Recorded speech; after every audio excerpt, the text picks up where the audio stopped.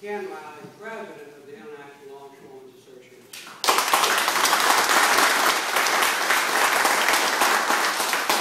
Thank you very much, Mayor Riley. As President of the International Longshoremen Association, I stand here today shoulder to shoulder with the Mayor of the entire City of Charleston, the State Postal Authority, elected officials, and many other business leaders.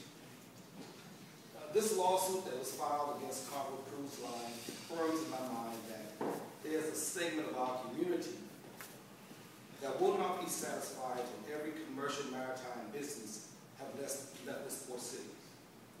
As I scanned through the lawsuit very briefly this morning, I couldn't help but notice some of the complaints that will not only apply to these vessels, but to every commercial vessel sailing in and out of our harbor.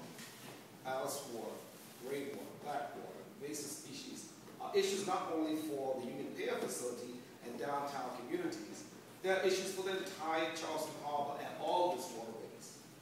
That is why the industry is so carefully regulated. What is amazing is that somehow our opponents believe that the cruise ships were simply to dock at Columbus Street or North Charleston, that these issues would go away. Having worked on the waterfront for over 35 years now, and having worked the Union Pier facility throughout those years, I am confused by the arguments that are now being made.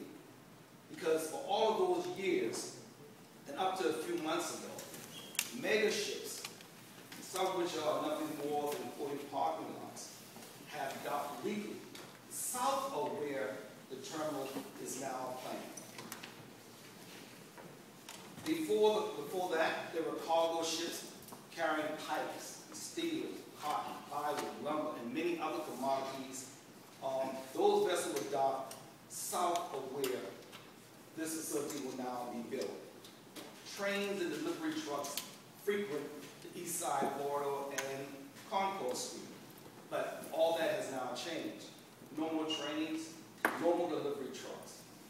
The number of ship calls at the Union Pier facility have dropped dramatically. Why? Because what is not being told is that the number of ship calls by other cargo vessels more than double the number of calls that these ships will be making. But all of that business now have moved to other terminals north of the city. But that should not happen in this case. That should not happen in the cruise business.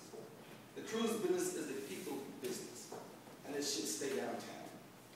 You don't treat people like you treat cargo. Any and everybody who comes to our city should be welcome and should experience firsthand all the charms that our city has to offer.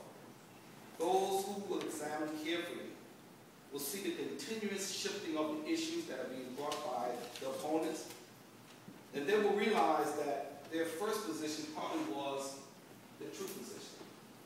This seems to be nothing more than class warfare. Sad, but it's true. We have been in consultation with our attorneys this morning, last night, and we will go before our membership tonight to get their approval that we too